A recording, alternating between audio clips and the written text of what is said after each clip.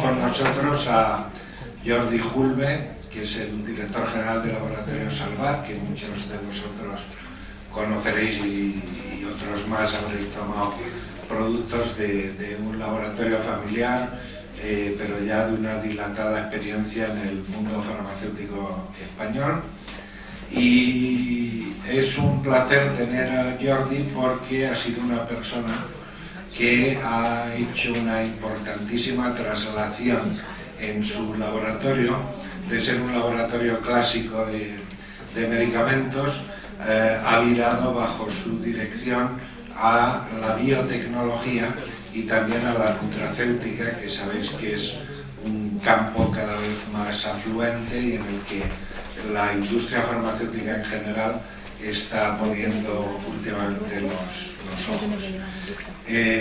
Además, Jordi acaba de firmar hace un rato la cátedra Salvat, la cátedra Laboratorio Salvat con la UCAM en nutrición y biotecnología, y ya pues desde el próximo año va a empezar también las actividades, y yo quería agradecerle el haber confiado en la UCAM, en la universidad, y bueno, desear unos éxitos conjuntos y comunes que seguro que los tendremos. Así que sin más, gracias.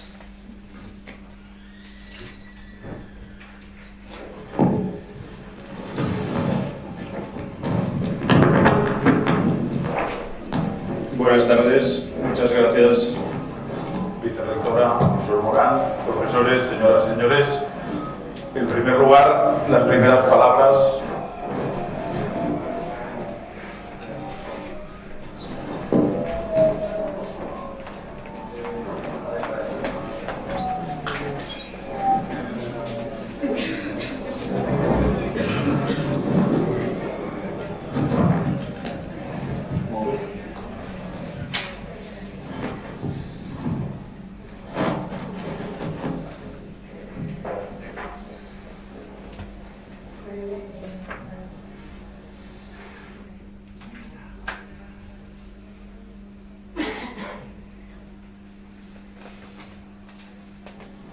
Perfecto, ¿sí?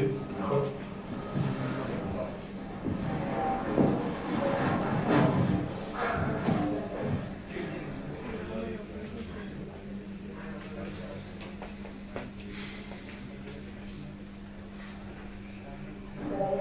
Sí.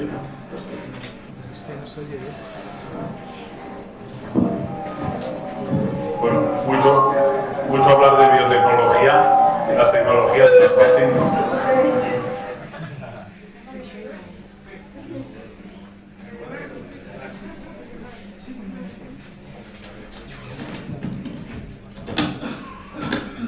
Sí, ahora.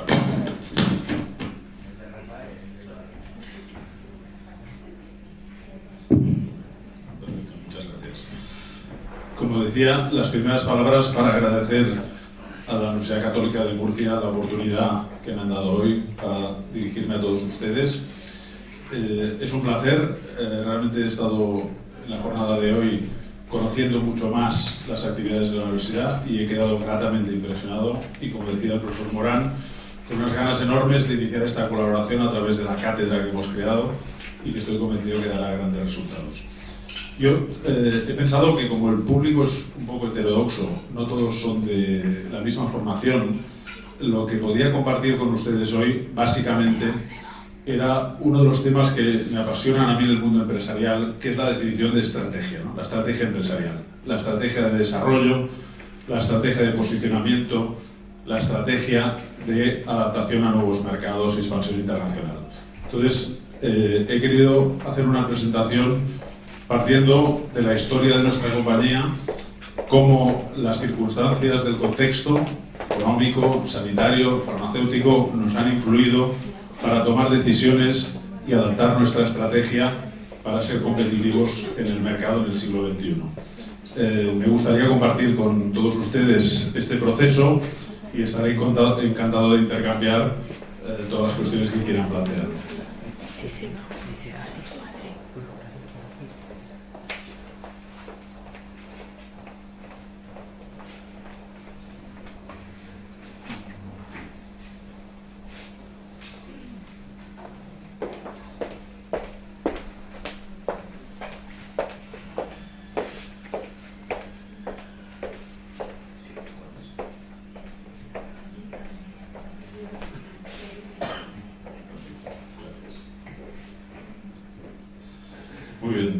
decía, nuestra estrategia, que está basada fundamentalmente en la innovación, tengo que empezar a decir que, como todo lo que se basa en experimental, pues a veces se acierta, ¿no? Y un poco para ilustrar este aspecto, me gustaría conectar un pequeño vídeo, a ver si se oye bien. Das hier ist mein das Überlebens, ja.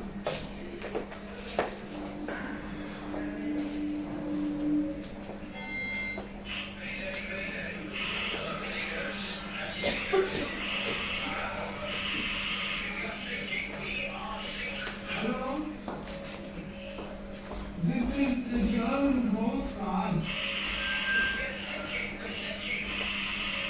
What are you thinking about?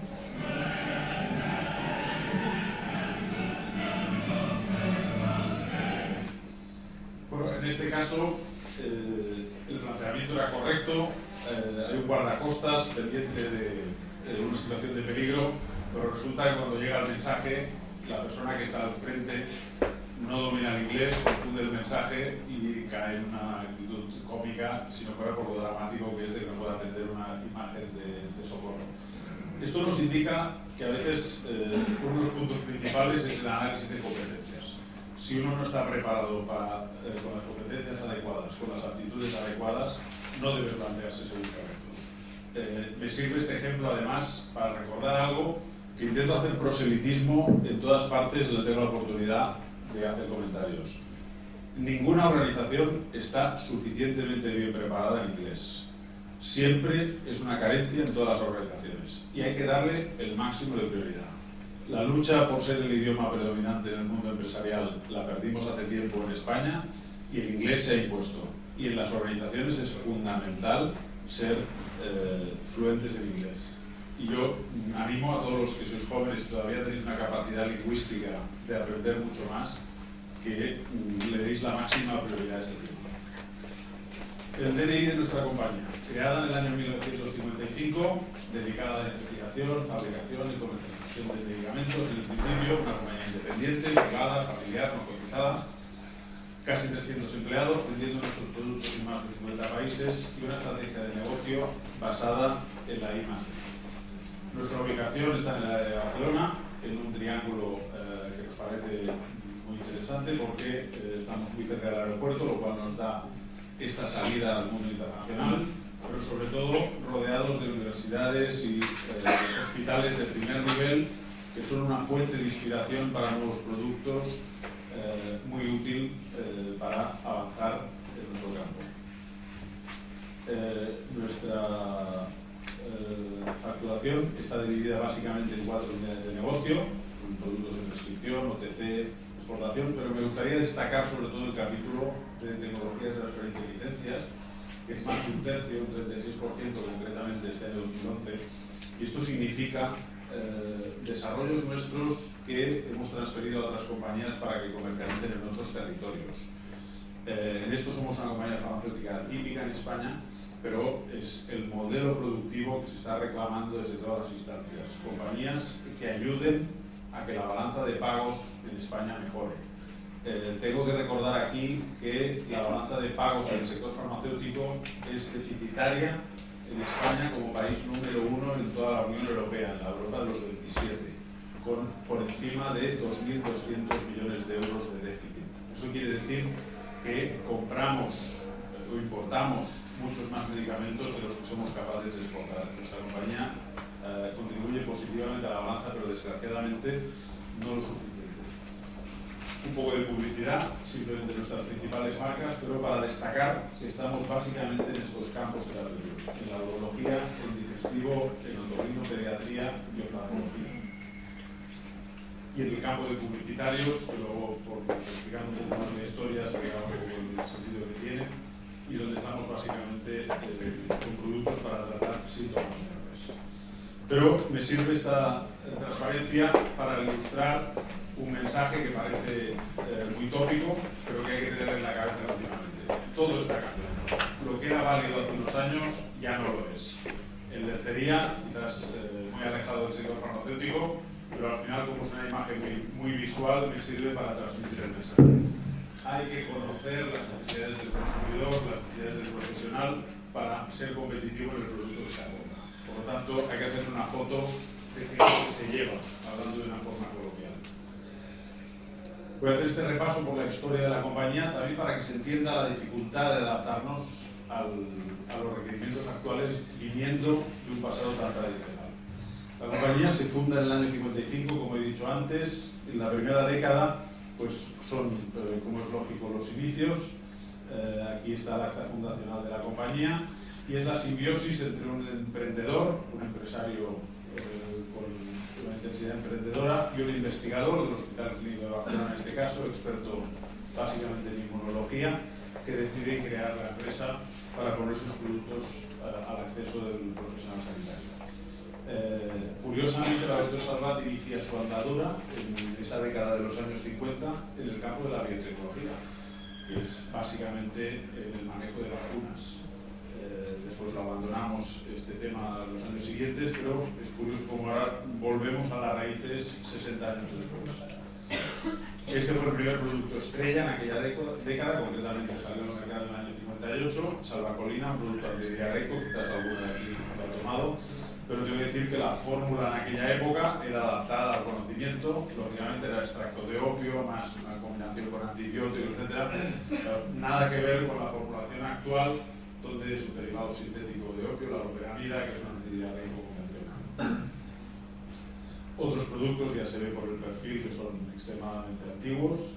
Y aquí 4 datos un poco anecdóticos para ilustrar un poco cómo han cambiado los tiempos de verdad, ¿no? En nuestra empresa, en esa década, la hora de entrada era aproximadamente sobre las 9, la mayoría de colaboradores entraban una hora antes porque había que quedar bien, y la hora de salida era a las 7, pero muchas veces la gente salía a las 10 de la noche.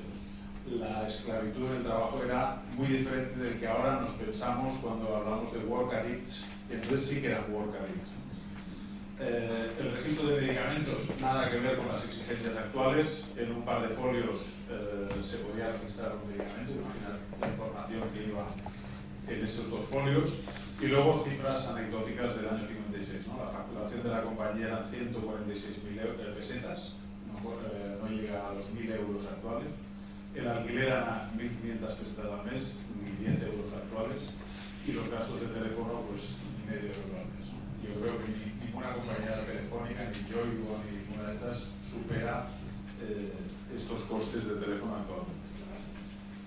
La siguiente década, expansión, creación de nuevos productos, creación de mercados. Aquí vivimos en paralelo con la explosión industrial en España. La mayoría de la gente en la sala es muy joven, 600 quizás es una imagen de fotografía, pero no una realidad real.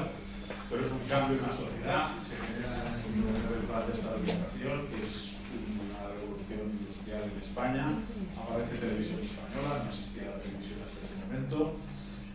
España entra en la ONU en el año 55. Son cambios que revolucionan la sociedad. Se empieza a hacer gadgets de publicidad, entran los antibióticos en mansalva en el arsenal terapéutico. Hasta entonces los antibióticos eran una rara avis. Se crea la sanidad pública, hay una cobertura sanitaria desde los poderes públicos. Antes absolutamente todo era privado, existían simplemente lo que se conocía como las igualas, que era una especie de arreglo con los médicos que cubrían por un monto mensual cualquier violencia que tuvieran las familias. Empieza el marketing, se hacen folletos. Es curioso, pero en los años anteriores no existía el folleto para hablar de productos y medicamentos. Se automatizan los procesos de receta manual, deja de haber tantas centenares de personas manejando productos que pasan las máquinas a sustituir. Y entramos en la siguiente década, aquí ya construimos nuestra planta actual. Se crea en el año 77 el Ministerio de Sanidad. Entonces era simplemente una Secretaría de Estado del Ministerio de Gobernación. Como saben, se firma en la Constitución Española en el año 78, se ratifica en referéndum. Y en nuestra empresa se hace el primer anuncio en televisión. Es una revolución, es un cambio en la comunicación, los productos van evolucionando. dejan de ser combinaciones para ser productos como fármacos y creamos nuestra división internacional para empezar a abrirnos al mundo, básicamente a Centroamérica, que es donde por el idioma es más fácil a llegar, etcétera, etcétera. Empieza la visita médica. Hasta ese momento no se hacía visita médica. Ahora nos parece increíble, ¿no?, que se pudiera promocionar de esta manera los medicamentos, pero no se iba a ver a los médicos. Los médicos nos conocían por revistas, algún congreso, etcétera, pero no había una información dirigida especialmente para ellos, y aquí se crea pues esta metodología de llamar al médico, de los informadores médicos, que es como se llaman los delegados que se ocupan de esto. Y después de esta visión histórica, un poco para que se haga la foto de cuál es el posicionamiento del mercado, cuál es la trayectoria de los profesionales que formamos la empresa, hago un salto para analizar el mercado actual. ¿Dónde nos encontramos ahora? Por un lado, un dato que influye en casi todo, que es el aumento de esperanza de vida, que ha cambiado drásticamente. Aquí pueden ver, como ya imagino que saben, a la izquierda el caso de los hombres, a la derecha el caso de las mujeres. Hay muchas teorías sobre por qué la esperanza de vida es muy superior en las mujeres, pero no voy a entrar en los chascarrillos habituales. Pero lo que está claro es que durante las últimas 3 décadas no ha parado de aumentar la expectativa de vida cuando uno nace, y esto tiene implicaciones de todo tipo, desde la incidencia de nuevas patologías, la cronicidad de muchas patologías, la necesidad de tratamiento y asistencia por parte de la población durante muchos más años, y al final, detrás de todo esto, ¿quién financia este crecimiento espectacular de necesidades terapéuticas? En el pasado, la definición de salud equivalía claramente a ausencia de enfermedad. Se trataban patologías para que desaparecieran síntomas o orígenes de la enfermedad, y aquí se acababa la misión de los tratamientos. Ha cambiado. En las sociedades occidentales, en las sociedades desarrolladas, salud es equivalente a calidad de vida. Ya no es no estar enfermo, sino que es encontrarse bien. Es un concepto mucho más amplio y que incorpora muchas cosas, y como veremos, tiene mucho sentido con muchos de los productos que nosotros desarrollamos actualmente. ¿Cuáles son las tendencias en este mercado actual que comentamos, pues, ligadas sobre todo con aquel aumento de esperanza de vida al nacer? Pues obviamente las enfermedades crónicas aumentan, y esto significa mayor presión sobre los presupuestos sanitarios. Hay mucho mayor control de los pagadores, sea la administración pública, sea una sanidad privada, sea el propio usuario de la sanidad, sobre la libertad de prescripción de los médicos. Hay que controlar que el gasto no se desmande, hay que hacer presión sobre el origen del medicamento. La necesidad de estudios farmacoeconómicos para justificar novedades y el uso generalizado de los resultados basados en el coste-efectividad. Hay que ser eficiente en todo lo que se incorpora a la arsenal terapéutico. Todos los gobiernos, en todas partes del mundo, ya no hay distinciones de continentes, todos los gobiernos están empezando a centrarse en la prevención más que en el tratamiento, porque es coste eficiente. Es mucho mejor no ocupar camas de hospital por una patología que el tratamiento una vez uno está ingresado. Los reguladores, las agencias reguladoras son cada vez más cautelosas sobre la aprobación de medicamentos realmente innovadores. Se ha incluido lo que se llama el 4.º requisito en la regulación. Hasta ahora los medicamentos debían demostrar eficacia, seguridad y calidad. Se ha incorporado un 4.º requerimiento, que es la eficiencia, es decir, hay que aportar ventajas sobre lo que ya está disponible en el mercado. Y este 4.º requisito, como pueden imaginar, es extremadamente complejo y costoso de demostrar. La demanda de medicamentos está creciendo más rápidamente en las economías emergentes que en las economías desarrolladas, y es un patrón que continuará durante la próxima década. Es evidente, y lo veremos ahora con datos, que el crecimiento del mercado farmacéutico en países como China, como India, como Latinoamérica, está creciendo de una forma espectacular respecto a Europa y Estados Unidos básicamente. Esto significa que la mayoría de compañías mueven sus inversiones, sobre todo en recursos humanos y personal, y reducen plantillas en el mundo desarrollado para crecer en estos mercados, ¿no? Es una consecuencia inmediata de esto. El paciente consumidor actual está mucho mejor informado, estamos en la era de Internet, amplio acceso a la información, se maneja en redes sociales donde comparte la información, donde tiene opiniones, se vuelve más exigente con su salud y con los medios para su salud, tiene muchas más expectativas de calidad de vida, repito, ya no quiere estar simplemente sano, sino quiere además encontrarse bien. Hay un cambio en el rol de los profesionales sanitarios, el doctor, el médico, no tiene autoridad científica al máximo, sino tiene que compartir su criterio, su autoridad con todos los demás stakeholders, todos los demás jugadores en el sector. Y luego el binomio prescripción-dispensación de medicamentos está cambiando. La farmacia, junto con la prescripción del médico, es una lucha de poder sobre quién realmente dirige qué medicamento ha de tomar el consumidor, el paciente. Representado aquí en un cuadro, pues vemos cómo este consumidor está sometido a una serie de presiones sobre preocupaciones económicas, con lo cual busca productos de menos coste, sobre las iniciativas de salud pública que inciden sobre este consumidor para concienciarlo, para que tenga una vida sana, para que lleve hábitos saludables, sobre la expansión del negocio de distribución que intenta generar demanda en este consumidor, en este paciente, sobre este acceso más amplio a la información que comentábamos, que influye mucho en su grado de información y en volverlo exigente, y sobre todo, dudas sobre la calidad. Es decir, este consumidor ahora más informado duda de si antes estaba en buenas manos y se vuelve mucho más escéptico sobre las marcas históricas. Por lo tanto, todas las estrategias de marketing deben repensar, reanalizar, revisitar la relación con ese consumidor.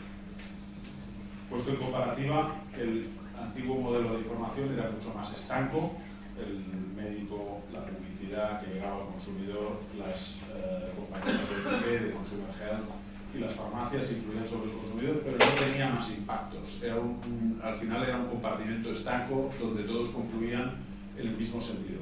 En cambio, el modelo de información ahora está abierto a muchos más inputs, le llega información de muchos más sectores. Hablemos un poco de la regulación, cómo ha cambiado. Damos un salto atrás de 5 siglos y nos vamos a la Concordia Farmacéutica Barcelonensis, que era la segunda farmacopea europea de la que se tiene constancia. Se publicó en el año 1511 simplemente porque había una preocupación de que las diferentes farmacias de Barcelona preparaban según arte cada formulación y había que poner orden, había que homologar, había que estandarizar esa preparación y se generó esta farmacopea para las diferentes tinturas, las diferentes formulaciones, hacerlas de un único tipo. De aquí, la evolución de los años, hemos llegado a la situación actual donde los nuevos medicamentos son el resultado de una larga investigación costosa y arriesgada. Esto puede significar de 12 a 13 años del proceso, con un presupuesto que supera los 1.000 millones de euros y con un rendimiento de una molécula sobre cada 10.000 diseñadas y sintetizadas. Esto nos da una idea. Si le unimos a esto lo que han comentado antes del cuarto requisito, que quiere decir que uno encuentra un producto eficaz, de seguridad, de calidad, pero no es especialmente mejor que lo que hay en el mercado, y se queda después de toda esta inversión sin capacidad de rentabilizarlo. En esta gráfica, estos 12-13 años que he comentado, distribuidos en las diferentes fases, desde que se diseña la molécula, se solicita la patente, se realizan las diferentes toxicidades, se empiezan los estudios clínicos, el proceso de registro, etcétera. No les quiero aburrir con esto mucho más técnico. Y vamos a hablar un poco de las cifras del mercado, ¿no? De este mercado actual. Bueno, como podemos ver en este gráfico de IMS, que es la fuente de datos del mercado oficial, los mercados más desarrollados, como Estados Unidos, como Europa, siguen siendo los de mayor tamaño. Pero en cambio, los de más crecimiento, como he comentado antes, son los países emergentes, ¿no? Latinoamérica, Asia, África, Australia, etc. Es decir, la inversión básicamente se hace aquí porque aquí es un movimiento de status quo, pero los nuevos jugadores difícilmente entran en este mercado tan estancado. ¿Cuál es la situación en España? Bueno, aquí empezamos con el drama, ¿no?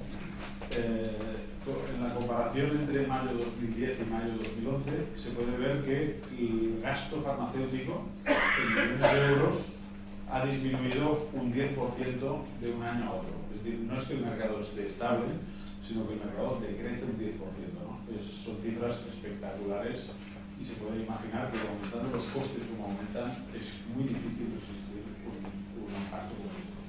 Pero además es que se da la particularidad de que la demanda farmacéutica aumenta, es decir, el número de recetas crece en un 4%, pasando de 81 millones de recetas a 84 millones en un mes.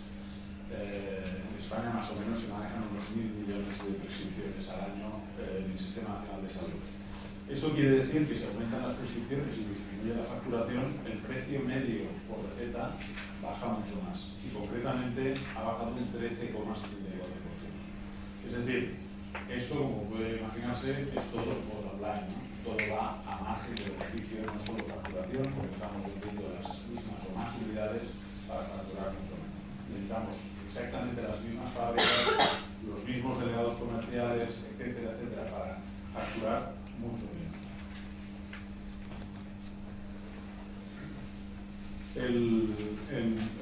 Analizado desde el punto de vista de los genéricos, que quizás es uno de los temas de más actualidad, pues vemos como en el año 2008-2010 el volumen de unidades ha pasado del 14 al 19% en el mercado de genéricos en España y en valores del 7 al 8%. De todas formas, este dato es confuso porque en España existe una categoría que se llama los branded genéricos, de los genéricos con marca, que están aquí representados, quiere decir los productos que se venden a precio de genérico. Y aquí, que seguramente es la estadística más real, sí que nos dice que en valores ya significa prácticamente un 25% y,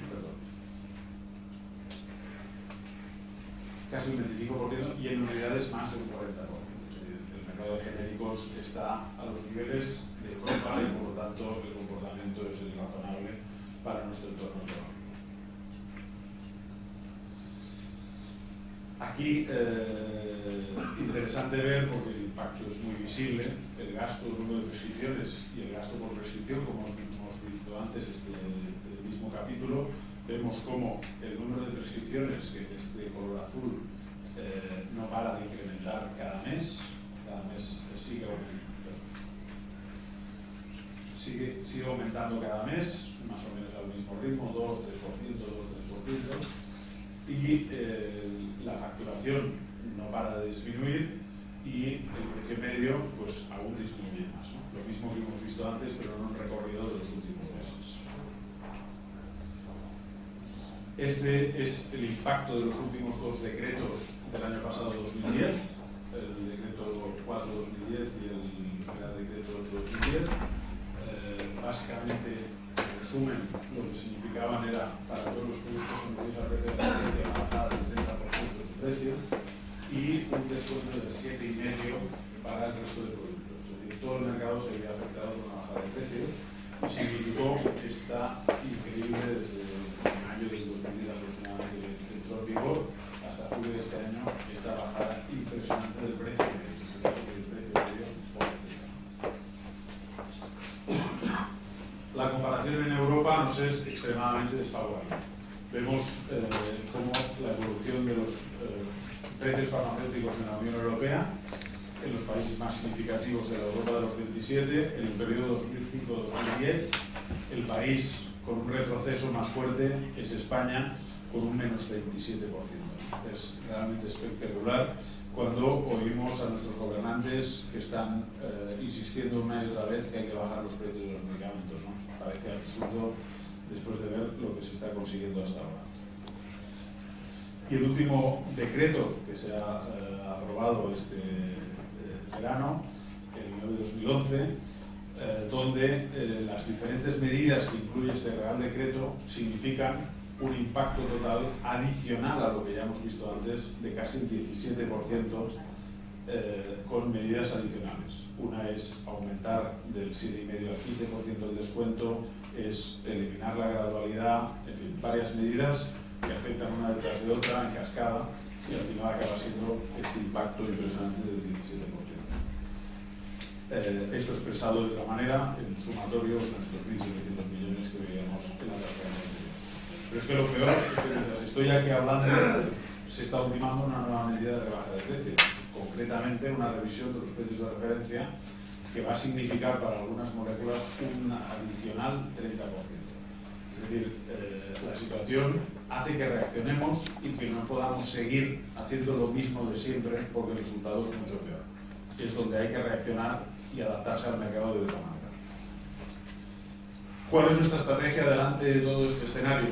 Pues, como ha comentado el profesor Morán antes, nos hemos volcado en adaptarnos para ser competitivos y a partir de partnering, establecer alianzas con todo el mundo con el que podemos ser competitivos, entrar en nuevos mercados y entrar en nuevos productos. Esta es una transparencia, esta es la siguiente, de compañías en las que a lo largo del mundo tenemos acuerdos de colaboración, básicamente de transferencia de tecnología. Son compañías, algunas muy grandes, otras muy locales, regionales, de todo tipo, para que se hagan un poco una idea de qué significa esta relación de partnering. Con todas estas compañías tenemos acuerdos de interés. Y esta expansión internacional, pues aquí salpicada de algunas fotografías de anécdota, concretamente aquí en Seúl, con nuestro partner Guangdong, aquí en la entrada de uno de los edificios de la FDA en Rockville, en Oregon, cerca de Washington, aquí la aprobación de nuestro producto en Azerbaiyán, aquí con nuestro partner Pioneer en Shanghái, para China, aquí con nuestros colaboradores en África, como se puede decir por el color, los que son de Salvar ya se ven. Y esta es una foto en Hyderabad con nuestro partner Dr. Redis, con el que tenemos un acuerdo para comercializar el vino. Aquí nombrados todos los países en que estamos, puede verse que estamos en una franja horaria de 24 horas, siempre con los teléfonos conectados. Y en el tema de nuevos mercados, una de las decisiones más importantes que se tomó en nuestra compañía es el asalto al mercado de Estados Unidos. El mercado de Estados Unidos es algo más del 40% del mercado mundial y por lo tanto el más riguroso en cuanto a procedimientos regulatorios, y decidimos con nuestra tecnología asaltarlo y ir allí.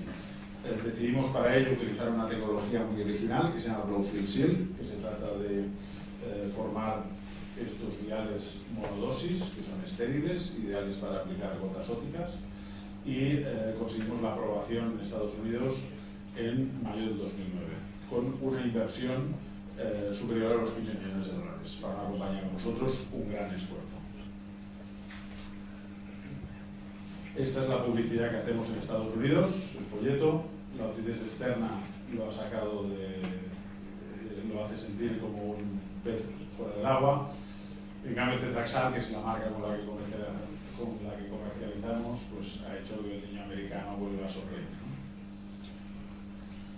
Resumiendo el tema de nuevos productos, pues nos basamos en colaboraciones. Dos ejemplos: un producto para la malaria que hemos hecho en colaboración con una empresa india y que estamos distribuyendo en la mayoría de los países africanos, y un producto corticoide para dermatología que hemos hecho con una empresa de dermatología. La tecnología farmacéutica que he comentado antes, el concepto de monodosis, nuevas entidades químicas, nuevas moléculas, con lo costoso que es, y en biotecnología a través de colaboración con empresas expertas en herramientas biotecnológicas.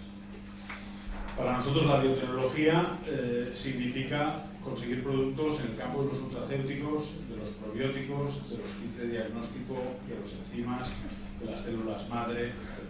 Es un amplio abanico lo que nos significa la biotecnología. Algunos ejemplos de ello. Tenemos un proyecto de regeneración ósea con la compañía Histocell, una compañía experta en el tratamiento de células madre, stem cells. El objetivo es desarrollar un producto que sirva para fracturas óseas muy graves, que no se unen, no solidifican espontáneamente, y para osteonecrosis en casos de cáncer. El procedimiento consiste en extraer células mesenquimales del tejido adiposo y diferenciarlas en osteoblastos en la sala blanca, y estos osteoblastos diferenciados al cabo de una semana o dos se incorporan en un biomaterial osteoinductivo patentado y se vuelven a introducir en el hueso del paciente, el hueso fracturado del paciente, para que genere hueso de nuevo. Aquí están explicadas las cualidades de este proceso. Actualmente estamos llevando los estudios a cabo en animales, concretamente en ovejas, que es el animal adecuado para hacer este tipo de estudios, y el año que viene, si los resultados son buenos, empezaremos a trabajar en hospitales con pacientes. Otro proyecto en biotecnología es el establecimiento de kits de diagnóstico para detección de cáncer. Se basa en un modelo original de detección en geles bidimensionales, encontrar proteínas específicas de diferentes tipos de cáncer y estas proteínas establecerlas en un sistema de chip, en un sistema de kit de diagnóstico para el diagnóstico precoz. Concretamente, este es un proyecto para el diagnóstico del cáncer de vejiga, en colaboración con una empresa llamada Proteómica. Estamos ahora en fase de validación clínica con varios centenares de muestras de pacientes. El cáncer de vejiga es el más común del tracto urinario. La epidemiología en Estados Unidos tiene una prevalencia de 500.000 casos, 56.000 nuevos cada año y provoca 12.000 muertes al año. Por lo tanto, es fundamental detectarlo a tiempo, que tiene una tasa de curación muy alta si se detecta en early stage. Y ahora entramos en el campo de nutracéuticos, que es otra de las ramas a la que nos da acceso nuestro esfuerzo en biotecnología. Y aquí, de entrada, la aproximación, la comunicación del producto totalmente distinta. Aquí son productos donde el consumidor puede escoger y, por lo tanto, aunque nuestro planteamiento es que sea por recomendación médica, por formación al médico, el paciente también puede informarse y utilizarlo por su propia decisión. Por lo tanto, la comunicación aquí es mucho más directa al ciudadano.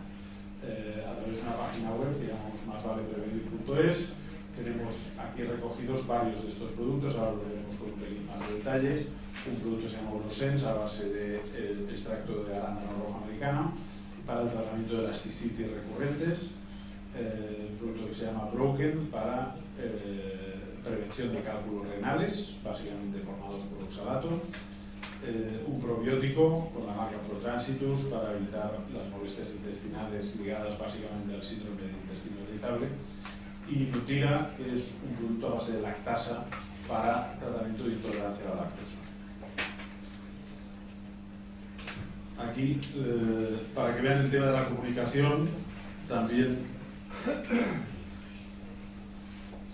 me he permitido poner un pequeño vídeo.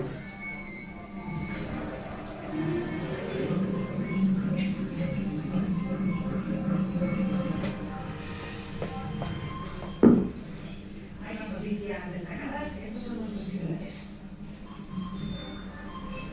Según último informe, alrededor de un tercio de los españoles tienen intolerancia a la lactosa, un trastorno que causa diarrea y dolor de estómago. Los afectados piden más claridad en los etiquetados de los alimentos.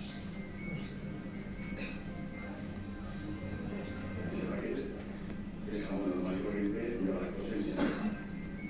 Y no me lo creo.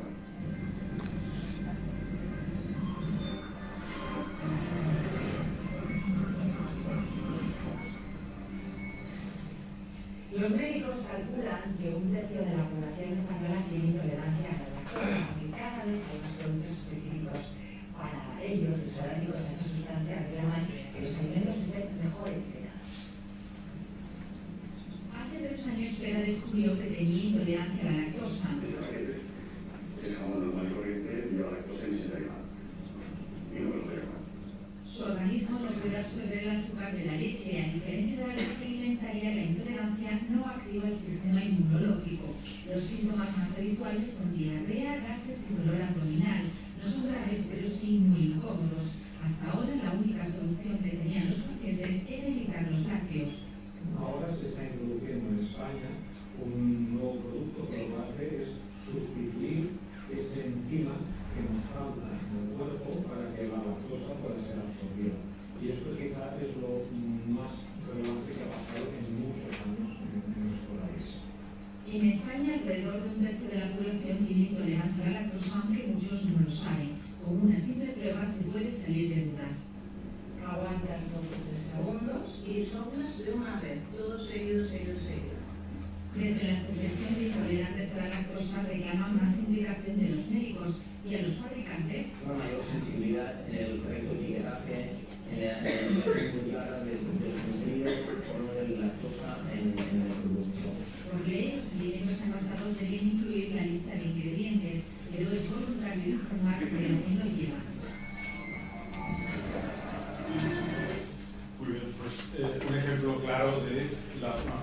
diferente de comunicar y de llegar, ¿no? Esto con un medicamento sería impensable y en cambio con un complemento nutricional se puede llegar a este nivel de comunicación con el consumidor.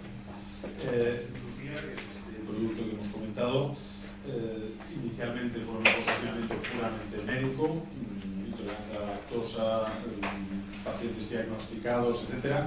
Y una vez superado este escalón de coger prestigio del producto, de tener un nivel de información médica, pasamos a una segunda fase que es la información, como decía, al ciudadano, donde le hablamos de una mejor digestión, un encontrarse mejor, ligado con lo que antes hablábamos de calidad de vida. Ya no es una patología, es sentirse mejor. El target para el producto pues es del adulto, una persona activa, etcétera, pero también adolescentes y niños que tienen problemas por el consumo de lácteos o derivados, ¿no? Porque al final la presencia de lactosa puede estar en cualquier salsa, en cualquier postre, etcétera, etcétera. Básicamente hay tres grupos objetivo.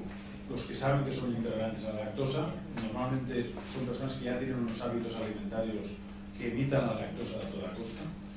Los que no saben que son intolerantes a la lactosa pero les sientan mal las comidas, y los que sospechan que los lácteos no les sientan bien porque por deducción lo han averiguado, ¿no? Y en estos dos últimos grupos es donde va encaminado nuestro producto para que tengan digestiones más agradables. Esto es un ejemplo de la comunicación que hacemos, como veis, muy dirigida al consumidor. Esta es la información para los médicos, como veis, es otro estilo, mucho más profesional, mucho más científica, con datos de publicaciones científicas, etc. Es un equilibrio entre que el producto sea recomendado por el médico, pero que el ciudadano exigente con la información que quiera automedicarse tenga acceso también. Este es el otro producto que comentaba, a base de Lactobacillus plantarum, es un probiótico, tiene estudios clínicos propios, es un producto patentado y el planteamiento que hay que hacerse es cuál de estas dos preguntas son las adecuadas, ¿no? Para un probiótico, las indicaciones o para qué sirve el tratamiento. Claramente para este tipo de productos no hablamos de indicaciones clínicas, hablamos de utilidad, hablamos de para qué sirve. Es un posicionamiento que hay que recordar. Los complementos nutricionales no tienen indicaciones clínicas. La eficacia probiótica pues, permite, y por los datos que están apareciendo actualmente, ir a muchas más patologías, aporta muchas evidencias, se pueden encontrar muchas utilidades para el producto, tiene la misma eficacia frente a los síntomas que otros tratamientos mucho más agresivos, una seguridad absoluta, etc. Es un tratamiento sintomatológico, esto hay que recordarlo, no soluciona el origen de la patología y es útil para el síndrome de intestino irritable, como he comentado, pero para síntomas también relacionados como la artritis rádica, la enfermedad inflamatoria intestinal, etc. Una vez más, la comunicación va más allá de lo que se hace con el medicamento, es un concepto distinto, mucho más de comunicación.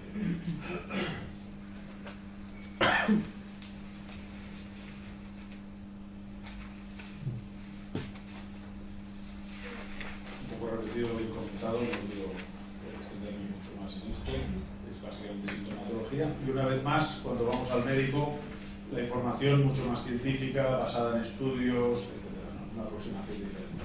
Publicación de estudios, etc. Formamos parte del Consejo Asesor de la Sociedad Española de Probióticos y Prebióticos, que se recientemente. Y pasamos a otro producto que es el extracto de cranberry, de arándano rojo americano, que es un producto ideal para la prevención de las cistitis repetitivas. Es salud para tus vías urinarias. Una vez más, no son indicaciones clínicas, sino que son utilidades. Un producto es una combinación para tratamiento agudo y otro para tratamiento crónico, que es el arándano solo. Ahora una presentación para adolescentes con una forma de jarabe y un poco repetitivamente lo que he comentado, una comunicación directa al consumidor. Y finalmente otro producto que es un complemento alimentario para oftalmología, es un producto, una combinación de magnesio y ginkgo biloba, que lo que hace es restaurar la circulación y disminuir la presión intraocular y por lo tanto frena la evolución del glaucoma, que como saben es una patología muy preocupante. Aquí aquí, una vez más, una información al consumidor, una información al médico para ver la diferencia. Y el último producto que quería comentarles es Broken, es una proposición muy original para evitar la formación de cálculos renales que se forman por oxalato. La gente que sufre de piedras de cálculos renales sabe que cualquier prevención mejora mucho la calidad de vida porque es un dolor muy doloroso. Y una vez más, información sobre los datos clínicos, sobre los estudios que se han realizado con el producto. Y quería acabar toda esta presentación pues, comentando que todo este desarrollo, toda esta expansión internacional, toda esta innovación solo puede conseguirse trabajando en equipo, con actitud y con gente que tenga visiones. Y esta es una foto de Castellers, que es una acción colectiva muy tradicional en Cataluña, y tuve la oportunidad de asistir a esta actuación en el pabellón español en Shanghái el año pasado, y por lo tanto me sirve para escenificar este esfuerzo colectivo que nos hace llegar a las metas más insospechadas. Muchas gracias por su atención.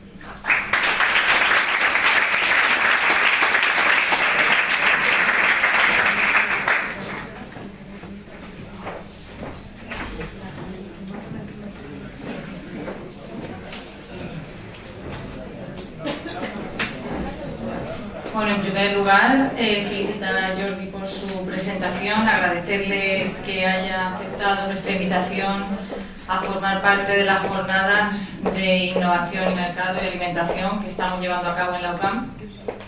Y bueno, si hay alguna pregunta.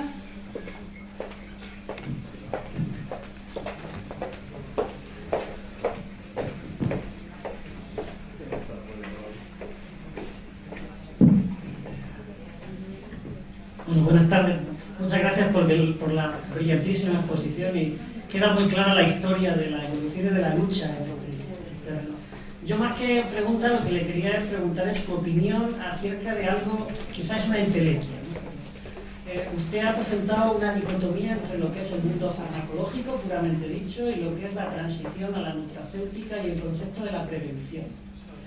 Entonces, claro, mezclar el concepto de fármaco preventivo, ¿cree que de alguna manera, por ejemplo, cuando estudiamos algunos temas, yo por ejemplo he trabajado en temas de prevención de Alzheimer, etcétera, etcétera, es difícil establecer cuál es el punto, tanto en edad como en situación física del individuo, para empezar a prevenir, tener biomarcadores, tener ideas que sugieran, que establezcan?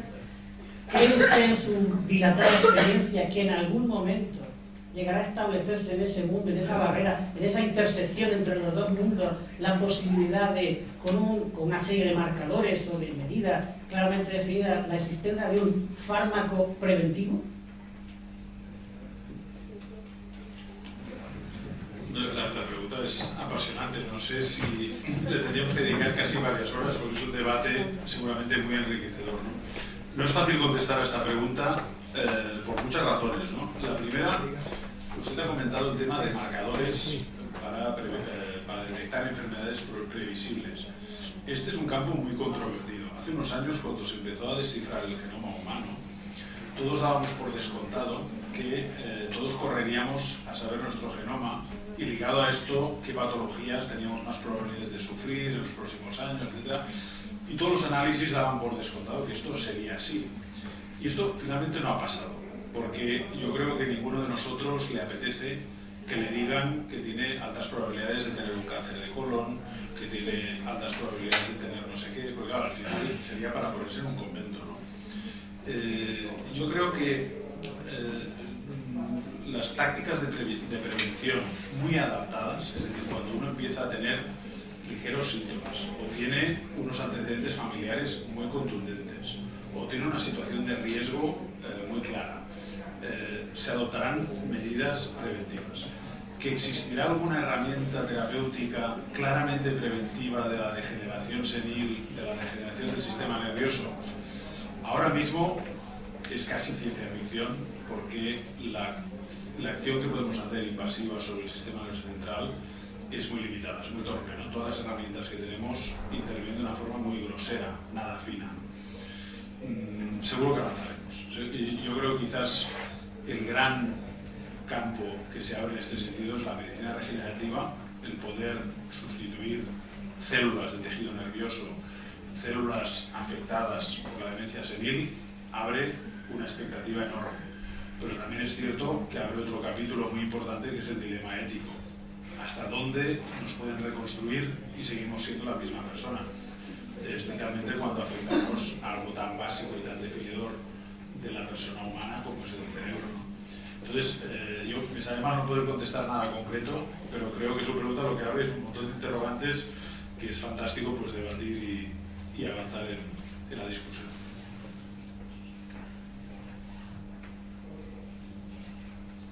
¿Alguna pregunta más? Bueno, yo solamente una pregunta, una cuestión. Realmente la compañía Salvat, el avance que ha hecho, sobre todo en los últimos años y a nivel de investigación, ¿ha centrado su investigación más dentro de la compañía, con investigadores propios de la compañía, o externalizando la investigación a otros centros que puedan colaborar? Claramente no. Claramente hemos ido básicamente al exterior. O sea, claramente no a lo de basado fundamentalmente en investigadores propios. Por una razón muy sencilla. El conocimiento avanza ahora a una velocidad, como dirían nuestros abuelos, vertiginosa. Es imposible tener una actualización de conocimientos dentro de casa suficientemente competitiva. Y hay que ir a buscar los grupos de excelencia donde estén. Lo que hay que procurar es tener internamente grupos que sepan gestionar los recursos adecuadamente. Por lo tanto, el project management, la gestión de proyectos, la generación de ideas, puede todavía mantenerse en el interior. Pero lo que es realizar tecnología, llevar a cabo proyectos novedosos, claramente necesitamos con alianzas y hay que buscar la excelencia donde esté. Claramente supongo que un poco intentando compaginar la financiación pública con el gasto privado. Sí, en España aproximadamente el 50% es gasto público, el 50% es gasto privado. El gasto privado sigue siendo muy bajo en comparación con países desarrollados. Además de que hay que aumentar el gasto, acercarnos al 3% del PIB, que sería el desideratum de la Unión Europea, y ahora estamos claramente por debajo del 2% en España. Pero para mí una de las partes importantes que ha de aumentar es el gasto privado. Hay muchos sectores económicos en España que no saben ni lo que es la I+D, y esto es un auténtico drama para realmente llegar al modelo productivo que es competitivo en el siglo XXI. Quizás lo que hablábamos hoy, que en el mundo en el que estamos ahora mismo, en la situación socioeconómica actual, pues el empezar a pensar mucho más, sobre todo aquellas compañías que no pensaban en investigación y desarrollo, es fundamental para poder salir del pozo en el que estamos, ¿no? Absolutamente. Solo por la innovación, por la diferenciación, por el valor añadido, podremos crecer como país, como empresas, como sector competitivo. Copiando, para esto están los chinos, que lo hacen mucho mejor y son muchos más.